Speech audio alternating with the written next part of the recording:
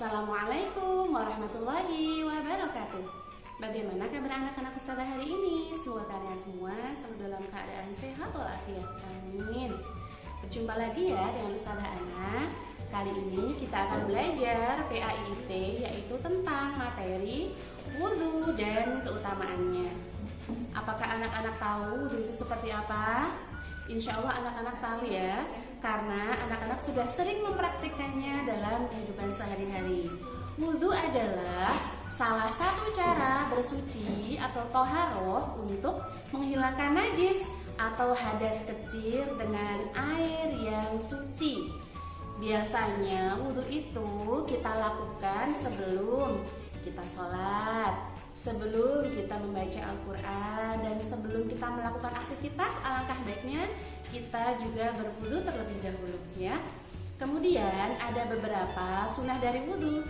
Yang pertama, cuci telapak tangan dengan bismillah ya. Jadi seperti ini, Bismillahirrahmanirrahim ya. Yang pertama adalah mencuci telapak tangan dengan membaca bismillah. Yang kedua, berkumur sebanyak 3 kali ya, berkumur.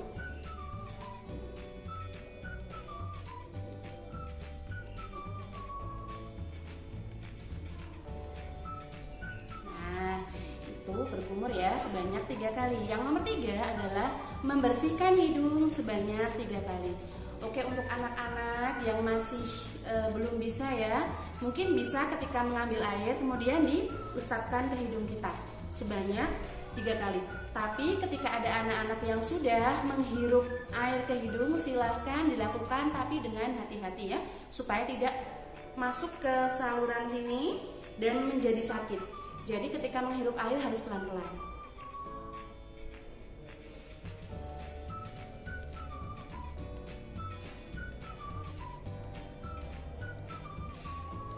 Nah, kira-kira seperti itu. Yang nomor 4 adalah membersihkan sela-sela jari. Nah, ternyata sela-sela jari kita ini kotor ya. Jadi ketika wudhu kita harus membersihkan sela-sela ya. Seperti yang pertama tadi, mencuci telapak tangan. Nah, yang keempat ini yaitu sela-selanya harus dibersihkan. Seperti kita ketika mencuci tangan dengan langkah-langkah yang benar ya.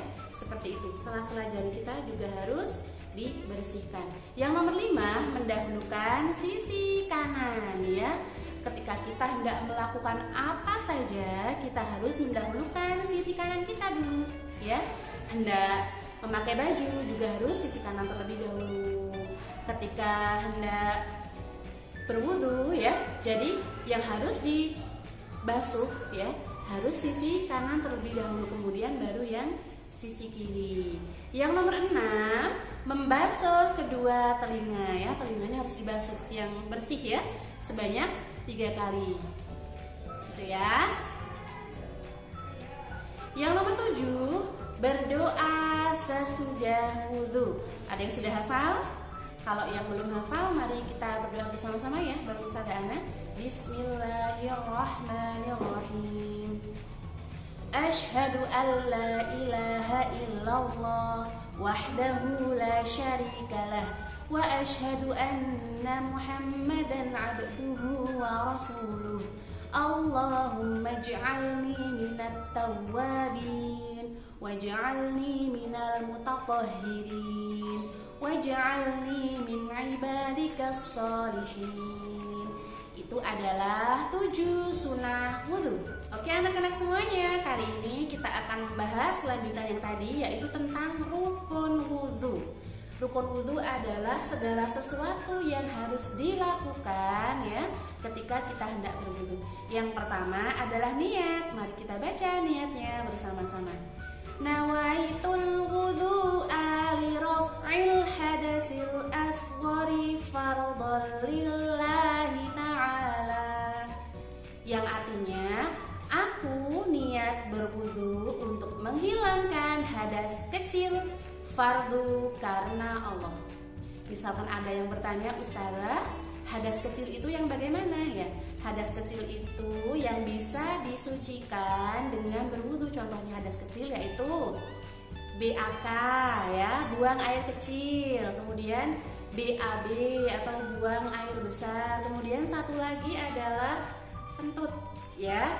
Ketika semuanya itu terjadi ketika kalian mau sholat, berarti anak-anak harus wudu terlebih dahulu ya.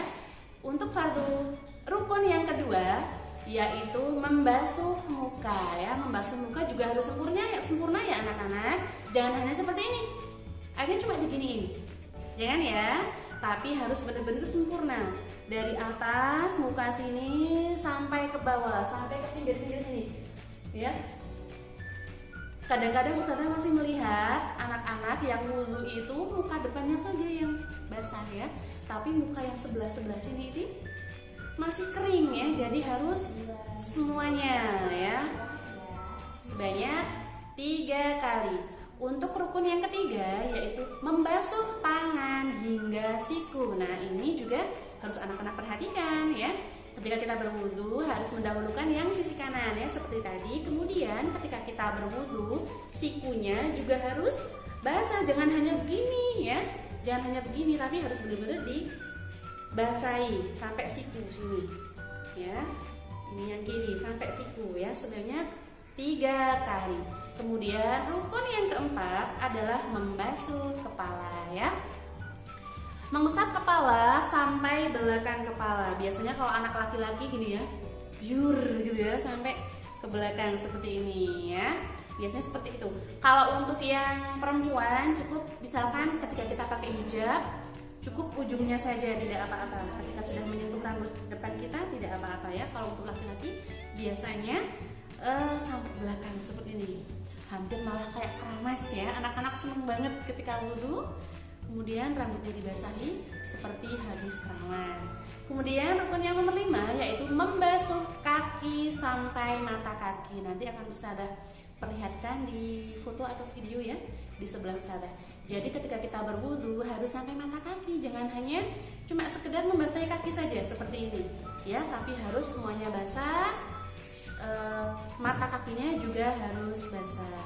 Rukun yang keenam atau yang terakhir yaitu tertib. Apa itu tertib? Tertib itu harus urut ya. Pertama dari niat, kemudian membasuh muka, kemudian membasuh tangan sampai siku, kemudian yang keempat mengusap kepala, yang nomor 5 membasuh kaki sampai mata kaki, dan yang keenam itu tertib. Tertib itu artinya urut, tidak boleh misalkan habis niat langsung kaki, nah itu salah. Kemudian habis membasuh muka langsung mengusap kepala, nah itu namanya tidak urut atau tidak tertib.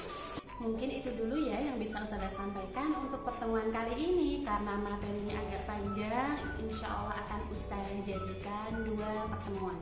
Sekian dari Ustazah Ana, sampai jumpa pada pembelajaran selanjutnya ya, tentunya bersama Ustazah Ana. Wassalamualaikum warahmatullahi wabarakatuh.